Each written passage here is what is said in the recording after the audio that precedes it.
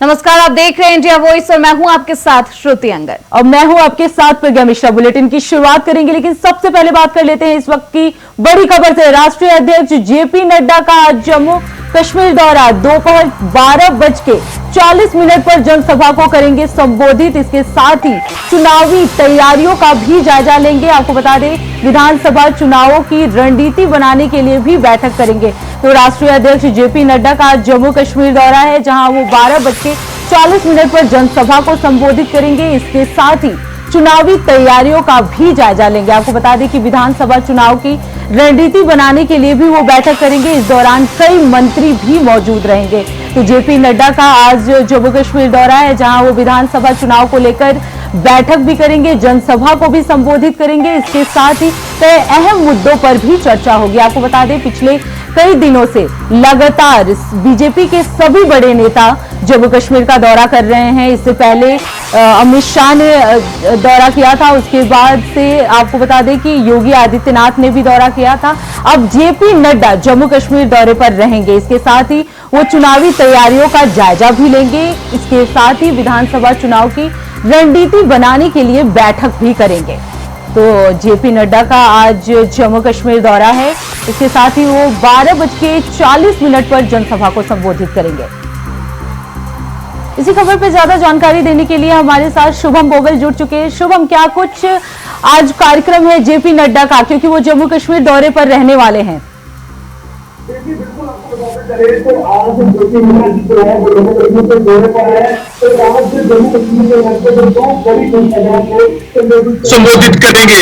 आपको बताते चले तो पहली जनसभा दोपहर 12:40 पर करने बड़ी जनसभा को संबोधित करेंगे और दूसरी जनसभा जो है वो 3:30 पर जो है वो जिला जम्मू में जो है एक बड़ी जनसभा को संबोधित करेंगे। क्योंकि अगर हम बात करें तो 28 तारीख को प्रचार की जो लास्ट तारीख है और उसके बाद जो है प्रचार बिल्कुल जो है वो जम्मू कश्मीर में बंद हो जाएगा।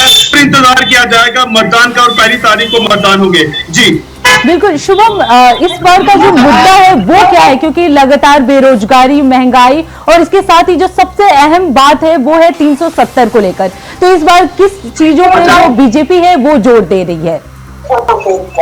जी बिल्कुल आपको बताते चले तो जिस तरीके से जम्मू कश्मीर की हम बात कर 2 फेजेस पे चुनाव हो चुके हैं और युवा जो वोट जो है वो बेरोजगारी को खत्म करने के लिए कर रहे हैं और जम्मू कश्मीर को एक नया जम्मू कश्मीर बनता हुआ देख जाते हैं। 370 और 35 की अगर हम बात करें, नेशनल कॉन्फ्रेंस और कांग्रेस पार्टी अपने मैनिफेस्टो में साफ तौर पर है कि हम लोग हमारी सरकार बनेगी तो 370 और 35 को एक बार फिर से बहाल करेंगे। जी बिल्कुल शुभम, एक और चीज भी है, क्योंकि दूसरे चरण का मतदान हो चुका है, उसमें 57% जो लोग थे उन्होंने मतदान किया। तो क्या लगता है कि इस बार का जो प्रदर्शन था वो जम्मू कश्मीर का काफी बेहतर है? तो किस पार्टी को अहम जिम्मेदारी मिल सकती है जम्मू कश्मीर में? जी बिल्कुल, अगर जम्मू कश्मीर की अगर मैं बात करूं तो लगभग 10 सालों के बाद लोगों को मतदान करने का जो मौका है वो मिला है और अपने वोट से अपनी सरकार चुनने का मौका मिला है। पर फिलहाल लोगों को इंतजार जो है वो 2 फेजेस में चुनाव हो चुके हैं और तीसरे फेजेस का लोगों को इंतजार जरूर है। पर ऐसा लगा है कि इस बार नेशनल कॉन्फ्रेंस और इंडियन नेशनल कांग्रेस का जो गठबंधन हुआ है और उसके साथ साथ भारतीय जनता पार्टी के बीच एक कांटे की टक्कर जो है इस बार देखने को जरूर मिलेगी। जी बिल्कुल, अभी जेपी नड्डा दौरे पर रहेंगे आज, और इससे पहले सीएम योगी आदित्यनाथ भी थे। अमित शाह ने भी दौरा किया था। इसके साथ ही अमित शाह ने ये भी बात कही थी कि इस बार 2 निशान 2 प्रधान वाला जो जम्मू कश्मीर का मुद्दा है वो हटाया जाएगा। इसको लेकर क्या कुछ कहना है? बिल्कुल आपको बताते चले तो अमित शाह ने लगभग कल भी 5 रैलियों को जनसभाओं को यहाँ पर जम्मू में संबोधित किया है और उसके बाद लगातार लोगों में एक बूस्ट जो है वो जरूर है। और प्रधानमंत्री नरेंद्र मोदी जी भी जो है वो कल एक बड़ी जनसभा को जम्मू में संबोधित करेंगे। पर अभी जिस तरीके से लास्ट फेजेस के चुनाव रह चुके हैं, क्या लगता है कि अब इस बार देखना यह होगा कि प्रधानमंत्री नरेंद्र मोदी जी किस तरीके से यहाँ पर एक बड़ी जनसभा को संबोधित करेंगे और क्या उनका ब्रह्मास्त्र जो है क्या वो इन चुनावों में काम कर पाएगा या नहीं, फिलहाल देखना दिलचस्प होगा। जी बिल्कुल शुभम, और भी क्या कुछ जानकारी है? क्योंकि जेपी नड्डा का जो दौरा है वो बताया जा रहा है कि वो बैठक भी करेंगे, तो किन अहम मुद्दों पर चर्चा हो सकती है आज? देखिए, फिलहाल जिस तरीके से नेशनल कॉन्फ्रेंस और इंडियन नेशनल कांग्रेस का जो मैनिफेस्टो था, उसमें जिस तरीके से 370 और 35 को वापस बिहार करने की बात कही जा रही थी, एक बहुत बड़ा मुद्दा जो है इसको भारतीय जनता पार्टी ने पकड़ा हुआ है। और चाहे आतंकवाद की बात करें, इन मुद्दों को लेकर जो है वो जम्मू कश्मीर से भारतीय जनता पार्टी चुनाव लड़ रही है। पर कहीं ना कहीं बैठक के दौरान काफी पार्टी के सीनियर कार्यकर्ताओं के बीच एक बड़ी बैठक हुई और उसके बाद क्या कुछ होगा, क्योंकि दो बड़ी जनसभाओं को आज जेपी नड्डा जी जो है वो जम्मू कश्मीर में संबोधित करेंगे। जी बिल्कुल शुभम, जम्मू कश्मीर का 2 चरणों में जो चुनाव है वो संपन्न हो चुका है। आखिरी चरण का मतदान 1 अक्टूबर को होना है। ऐसे में लोगों के बीच क्या कुछ उत्साह है? पहले चरण, दूसरे चरण, क्योंकि तीसरा चरण अंत भला तो सब भला, तो लोगों में क्या कुछ उत्साह है और क्या कुछ रणनीति पार्टियों के द्वारा? देखिए, पार्टियां जो है वो पूरे तरीके से अपनी कमर जो है वो कस और चर्चाएं जो है वो हर जगह चल रही है और बड़ी बड़ी जनसभाएं की जा रही है। पर जनता को जिस तरीके से इलेक्शन कमीशन ऑफ इंडिया ने 28 तारीख के बाद प्रचार बंद हो जाएगा, उसके बाद लोगों को सोचना जरूरी होगा कि किस पार्टी की ओर, किस नुमाइंदे की ओर लोग जो है वो विश्वास करते हैं और मतदान जो है वो किस पार्टी को दिया जाएगा, ये फिलहाल देखना बड़ा दिलचस्प होगा। जी बहुत शुक्रिया शुभम, आपका इन तमाम जानकारियों के लिए। आप निगाह बनाए रखिए। तो अब अंतिम चरण का मतदान 1 अक्टूबर को होना है। 8 अक्टूबर को नतीजा आएगा। देखना बेहद अहम होगा क्योंकि 10 साल बाद जम्मू कश्मीर में चुनाव होने हैं। आज जेपी नड्डा का अहम दौरा भी माना जा रहा है, तो चुनावी तैयारियों को लेकर वो जायजा लेते हुए नजर आएंगे।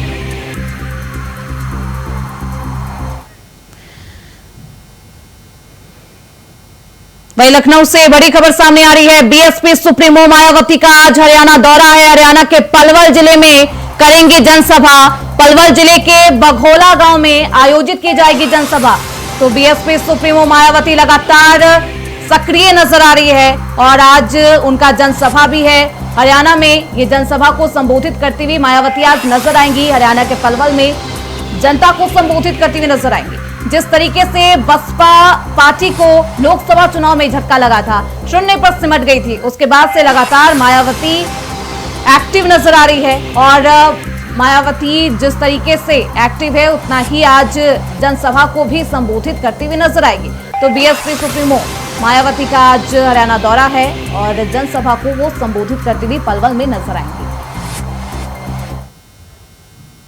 अब बात कर लेते हैं एक और बड़ी खबर की। सुल्तानपुर लूट मामले में योगी सरकार का बड़ा एक्शन देखने को मिला है। आपको बता दें, जेम एंड ज्वेलरी काउंसिल ने सीएम की तारीफ की है। जेजेसी ने मुख्यमंत्री योगी का धन्यवाद भी किया है। तो आपको बता दें कि सीएम योगी आदित्यनाथ को लेकर जेएम एंड ज्वेलरी काउंसिल ने धन्यवाद किया है। सुल्तानपुर लूट मामले में योगी सरकार का जो है वो बड़ा एक्शन देखने को मिला है, जिसके बाद से जो जेएम ज्वेलरी काउंसिल थी उन्होंने सीएम की तारीफ की। इसके साथ ही उन्होंने सीएम योगी आदित्यनाथ का धन्यवाद भी कहा, क्योंकि जेम एंड ज्वेलरी में जो चोरी हुई थी, सुल्तानपुर में जो लूट हुआ था, उसको लेकर योगी सरकार ने एक बड़ा ही एक्शन लिया था, जिसके बाद तुरंत से उस पर कार्रवाई हुई थी और कार्रवाई के बाद ही जेम एंड ज्वेलरी काउंसिल ने सीएम योगी आदित्यनाथ की तारीफ की। कहा कि बहुत बहुत धन्यवाद सीएम योगी आदित्यनाथ का, उन्होंने इस कार्य को सीरियसली लिया और इस पे एक्शन किया। तो आपको बता दें, जेजीसी ने भी सीएम योगी आदित्यनाथ का धन्यवाद कहा है।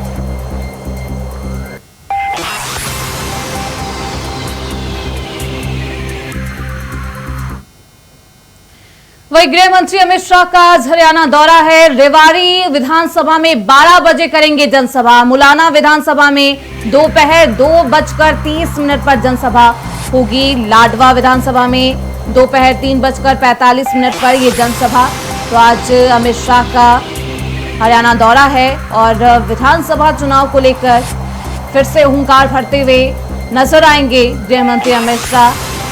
तो लगातार विधानसभा चुनाव को लेकर दोनों ही पार्टियां यानी कि कांग्रेस और बीजेपी दोनों ही पार्टियां लगातार चुनावी धरातल पर काम करती हुई नजर आ रही है, बेहद सक्रिय नजर आ रही है। और आज ऐसे में गृह मंत्री अमित शाह का हरियाणा दौरा है। रेवाड़ी विधानसभा में 12 बजे वो जनता को संबोधित करते हुए नजर आएंगे। मुलाना विधानसभा में भी उनका कार्यक्रम होने वाला है, 2:30 पर यह कार्यक्रम होगा। लाडवा विधानसभा में दोपहर 3:45 पर वो जनसभा को संबोधित करते हुए नजर आएंगे। तो गृह मंत्री अमित शाह का हरियाणा दौरा बेहद अहम माना जा रहा है। कई मुद्दों पर वो बातचीत भी करेंगे और जनता को संबोधित करते हुए नजर आएंगे। तो लगातार जिस तरीके से हरियाणा विधानसभा चुनाव को लेकर बीजेपी पार्टी सक्रिय नजर आ रही है और ऐसे में तमाम विपक्षी दल भाजपा सरकार को घेरता हुआ नजर आ रहा है। 10 साल के बाद क्या इस बार हैट्रिक लगा पाएगी भाजपा सरकार, ये देखना बेहद अहम होगा। और सवाल भी यही है कि क्या जनता इस बार भी भाजपा सरकार को चुनेगी, बीजेपी पार्टी को चुनेगी, या फिर सत्ता परिवर्तन हरियाणा में देखने को मिलेगा। तो आज गृह मंत्री अमित शाह का हरियाणा दौरा है, बेहद अहम दौरा माना जा रहा है। 5 अक्टूबर को हरियाणा में चुनाव होने हैं।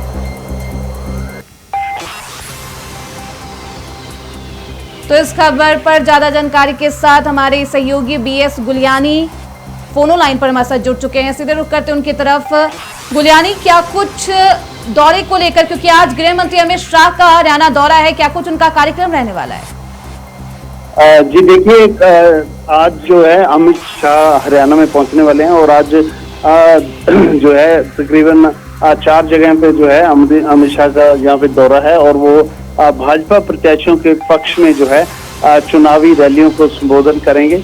तो इससे पहले कल प्रधानमंत्री भी हरियाणा के करनाल में पहुंचे थे, जहां पर उन्होंने जहां अपने प्रत्याशियों का जो है उनका प्रचार किया था और उसके साथ साथ जो है कांग्रेस को भी जमकर घेरने की कोशिश की थी। लेकिन अब की बार जो हरियाणा में दिखाई दे रहा है वो जो है कांग्रेस का काफी दबदबा दिखाई दे रहा है, क्योंकि 10 साल के शासन के बाद जो है एक एंटी इनकम्बेंसी जिसे हम बोलते हैं वो सरेआम देखने को मिल रही है, जिसके चलते जो कांग्रेस प्रत्याशी है उन्हें भारी समर्थन मिलता दिखाई दे रहा है। जी बिल्कुल गुलियानी, जिस तरीके के आसार है, क्योंकि अब किसान बेहद आक्रोशित नजर आ रहे हैं और जिस तरीके से कंगना रनौत ने बयान दिया किसान कृषि कानून को लेकर, किसान आंदोलन को लेकर, तो उसको लेकर जनता में किस तरीके का आक्रोश, क्या कुछ जनता की भावना अभी?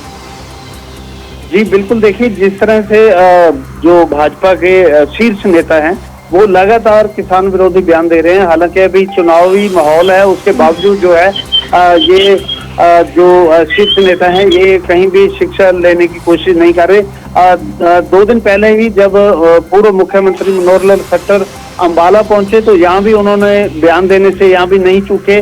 उन्होंने कहा कि जो बॉर्डर पर बैठे हैं वो किसान नहीं है, ऐसे किसान नहीं होते जो दिल्ली में जाकर उत्पात मचाते हैं। तो लगातार उसके बाद जो कंगना रनौत है उसने भी बयान दिया है कि जो है कल जो कानून है वो दोबारा से लागू होने चाहिए, जिसके बाद जो किसान है वो काफी गुस्से में है और वो लगातार जो है भाजपा को अब की बार सबक सिखाने के मूड में दिखाई दे रहे हैं। जी बिल्कुल गुलियानी, एक चीज और भी सामने आ रही है, क्योंकि कांग्रेस, बीजेपी और इसके साथ ही बीएसपी भी गठबंधन में आ चुकी है। तो क्या कुछ लगता है कितनी टक्कर दे सकती है बीएसपी इस बार गठबंधन में आके?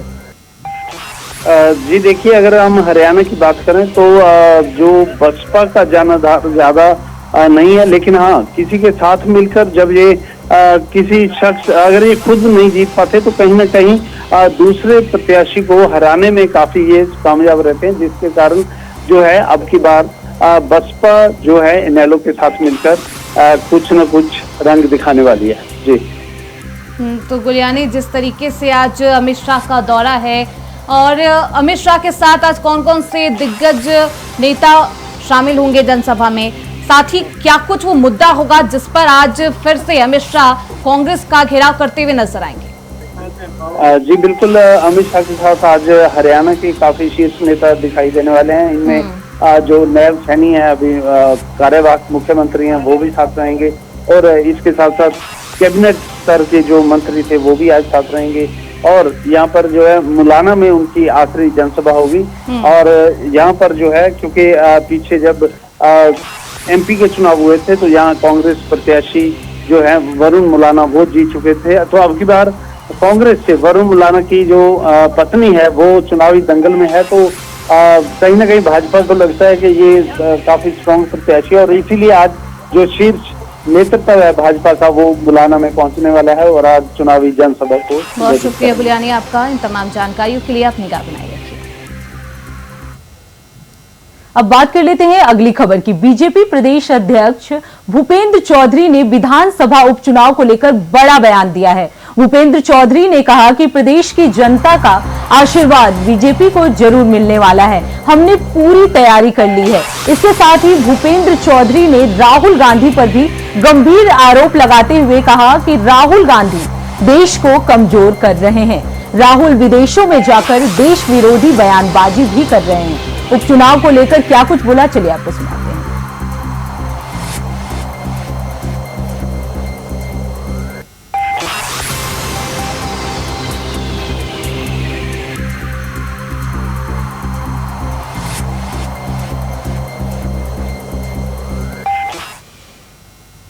वही खबर अलीगढ़ से है, जहां एआरटीओ ने एक प्राइवेट बस को सीज कर दिया है। बता दें कि करीब 40 सवारियां 4 घंटे तक अनजान शहर में भटकने को मजबूर हो गई, जिसके बाद आक्रोशित सवारियों ने कई घंटे बाद जीटी रोड को जाम कर दिया।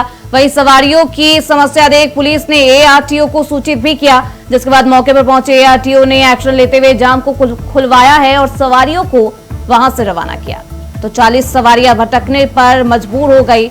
आक्रोशित सवारियों ने रोड जाम भी किया, जिसके बाद पुलिस ने एक्शन लेते हुए सवारियों को रिलीज भी किया जाने के लिए और जाम को भी खुलवाते हुए नजर आए। तो सवारियों में महिला, पुरुष, बच्चे, तमाम यात्री शामिल थे और इन 40 सवारियों को एक अनजान शहर में भटकने पर मजबूर होना पड़ा।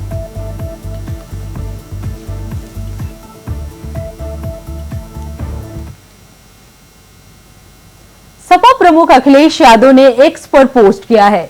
कहा, बीजेपी जब संविधान को खत्म नहीं कर पा रही है तो आरक्षण के हक को अलग मारने के अलग अलग तरीके निकाल रही है। बता दें, बीजेपी सरकार आरक्षण के मुद्दे पर जो हिलावली कर रही है उसको 90% जनसंख्या वाला पीडीए समाज अच्छी तरह से समझ रहा है। अगर यूपी पीएससी ने आरक्षित वर्ग की चयन प्रक्रिया में बदलाव के फैसले को समय रहते वापस नहीं लिया तो इस फैसले को ऊपरी अदालत में चुनौती दी जाएगी। बीजेपी का आरक्षण विरोधी चेहरा एक बार फिर बेनकाब हो गया है।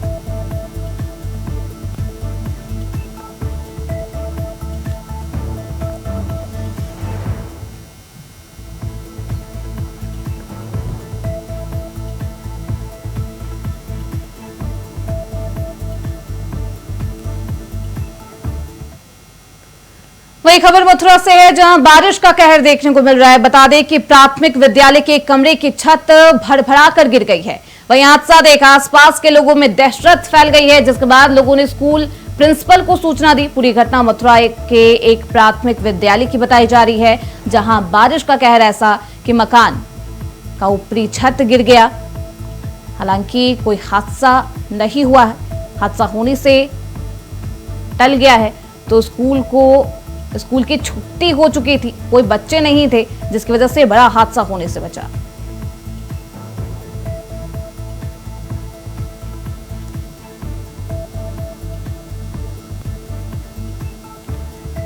तो बारिश का कहर मथुरा में लगातार जारी है और ऐसे में स्कूल का छत गिर गया है। हालांकि कोई भी हताहत नहीं हुई। खबर संभल से है, जहां एक महिला के करंट की चपेट में आने से झुलस गई। बता दें कि 2 महिला अपने घर के बाहर आंगन में बैठी थी, तभी बैठी महिलाओं के ऊपर हाई टेंशन तार टूटकर गिर गया। बिजली की चपेट में आने से दोनों महिलाएं झुलस गई हैं, जिसके बाद सूचना पर पहुंची पुलिस ने 108 एम्बुलेंस की मदद से महिलाओं और बच्चों को अस्पताल में भर्ती कराया। बता दें कि पूरा मामला धनारी थाना इलाके के गांव गढ़ा का बताया जा रहा है। तो बिजली की चपेट में आने से 2 महिलाएं झुलस गई। बता दें कि दोनों महिलाएं अपने आंगन में बैठी थी, जिसके बाद से बिजली का एक तार उनके ऊपर गिर गया, जिसके बाद से महिलाएं झुलस गई। हालांकि मौके पर पहुंची पुलिस उन्हें अस्पताल में भर्ती करा दिया है। इसके साथ ही उसमें एक बच्चा भी है, वो भी झुलस गया था। दोनों महिलाओं को अस्पताल में भर्ती करा दिया गया है। तो हाई टेंशन की बिजली में झुलस गई थी 2 महिलाएं, जिनको अस्पताल में भर्ती कराया गया। तार टूटो, हम तो पलंग रहते हैं। तार टूटने के बाद देखो खटिया परी हुई है, वहाँ पे लेडीज बैठी, बच्चा भी बैठे और एक जनानी भी थी। कोई बात नहीं, तार टूटा, उनके ऊपर गिरा। जैसे ही हमें खबर मिली, जैसे ही बच के आए। फिर बिजली विभाग को फोन किया तो बिजली विभाग कटवाई। जब उनको देखा तो स्थिति ज्यादा खराब थी, उन्हें फिर। खबर लखनऊ से है, जहां आईएफएस अफसर और पति पर 1.41 करोड़ की ठगी के 2 केस दर्ज हुए हैं, जिसके बाद सुनवाई न होने पर दंपति ने कोर्ट में गुहार लगाई है। अधिकारी निहारिका सिंह के पति अजीत गोमती नगर के विशाल खंड में रहने वाली डॉक्टर मृदुला अग्रवाल और उनके पति शैलेश ने भारतीय विदेश सेवा आईएफएस की अधिकारी निहारिका सिंह और उनके पति अनी बुलियन के निदेशक अजीत गुप्ता पर 1.41 करोड़ की ठगी का आरोप लगाया है। कोर्ट के आदेश पर गोमती नगर पुलिस ने दंपति पर 2 अलग अलग केस भी दर्ज किए हैं।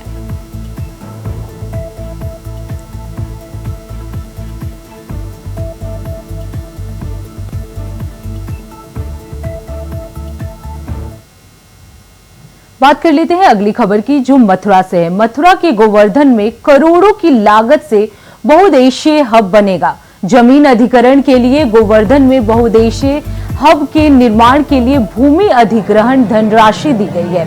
बता दें कि गोवर्धन में बहुउद्देशीय हब के निर्माण के लिए भूमि अधिग्रहण के लिए 21 हेक्टेयर भूमि की संशोधित प्रारंभिक लागत 8,273 रुपए की प्रशासकीय और वित्तीय स्वीकृति प्रथम किश्त के रूप में दी गई है। इसके साथ ही धनराशि का 35% यानी 2,895 लाख रुपए दी गई है। प्रदेश के राज्यपाल द्वारा शर्तों के अधीन स्वीकृति प्रदान की गई है। बता दें कि कार्य की विशिष्टियां, मानक और गुणवत्ता की जिम्मेदारी लोक निर्माण विभाग की होगी। तो मथुरा में गोवर्धन पूजा के लिए बहुउद्देशीय अधिग्रहण संशोधित के लिए राशि दी गई है। आपको बता दें कि जमीन अधिग्रहण के लिए धनराशि दी गई है। भूमि की संशोधित प्रारंभिक लागत जो है वो 8,273 हेक्टेयर के आसपास है।